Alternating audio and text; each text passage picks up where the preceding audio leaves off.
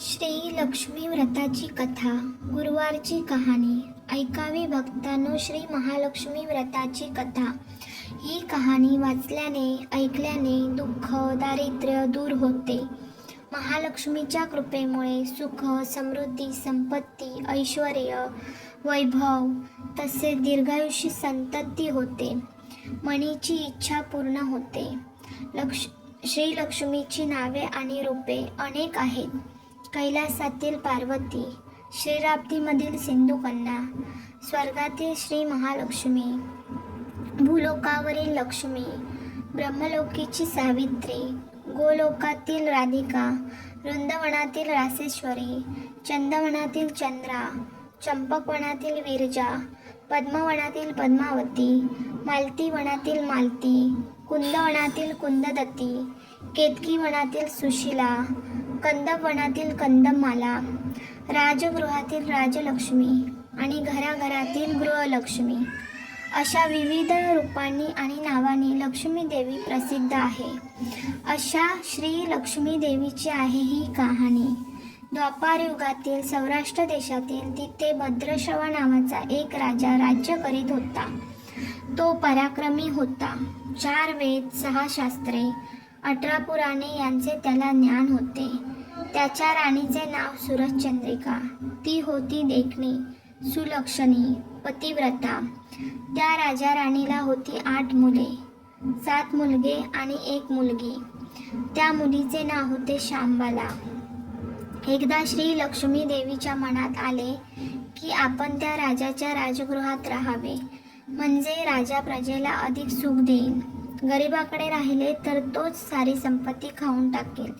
म्हणून तिने काय केले, वृद्ध ब्राह्मण स्त्रीचे रूप घेतले, हातात काठी घेतली आणि ती टेकीत सुरचंद्रिका राणीच्या महालाच्या दारात उभी राहिली. तिला बघून एक दासी पुढे आली. तिने त्या म्हातारीची चौकशी केली. तिचे नाव, तिच्या नवऱ्याचे नाव, राहण्याचे ठिकाण वगैरे माहिती विचारली.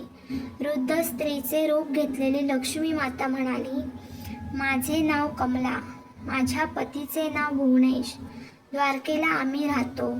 तुमची राणी पूर्वजन्मी एका वैश्याची पत्नी होती. तो वैश्य फार दरिद्री होता. रोज भांडणे होत असत. नवरा तिला मारझोड करी. त्या त्रासाला ती कंटाळली आणि घर सोडून निघाली. रानावनात उपाशी भटकू लागली. तिची ती दशा बघून मला तिची दया आली. धनसंपत्ती देणाऱ्या लक्ष्मी व्रताची मी तिला माहिती सांगितली. माझ्या उपदेशाप्रमाणे तिने लक्ष्मी व्रत केले. श्री लक्ष्मी देवी प्रसन्न झाली. त्यामुळे त्यांचे दारिद्र्य संपले. संतती संपत्तीने घर भरले. आनंदी आनंद झाला. पुढे ती दोघे निधन पावली. लक्ष्मी व्रत केल्यामुळे ती दोघे लक्ष्मी लोकात वैभवात राहिली. जितकी वर्षे लक्ष्मी व्रत केले तितके 1000 वर्ष त्यांना सुखभोग मिळाला. आता तर त्यांना राजकुळात जन्म लाभलेला आहे. परंतु त्या राणीला लक्ष्मी व्रताचा विसर पडला. ती आठवण करून देण्यासाठी मी मुद्दाम इथे आले. ते ऐकून त्या दासीने तिला लक्ष्मी व्रताची माहिती विचारली. पूजा विधी विचारला. वृद्धारूपधारी लक्ष्मीने तिला लक्ष्मी व्रताची माहिती व महती सांगितली. मग ती दासी त्या वृद्ध स्त्रीचे उपकार मानून तिचा निरोप राणीला सांगण्यासाठी गेली. राजवैभवात लोळणाऱ्या राणीला आपल्या ऐश्वर्याचा फारच गर्व झाला होता. ती उन्मत्त झाली होती. म्हातारीचा निरोप ऐकून ती तावातावाने बाहेर आली आणि त्या वृद्ध ब्राह्मण स्त्रीला फटकळपणे खूप बोलली, धक्काबुक्की केली. ती वृद्ध स्त्री म्हणजे प्रत्यक्ष लक्ष्मीच होती हे काही राणीला कळले नाही. राणीचा उद्धटपणा बघून लक्ष्मीने तिथे न राहता स्वस्थानी जाण्याचे ठरविले. ती तिथून निघाली.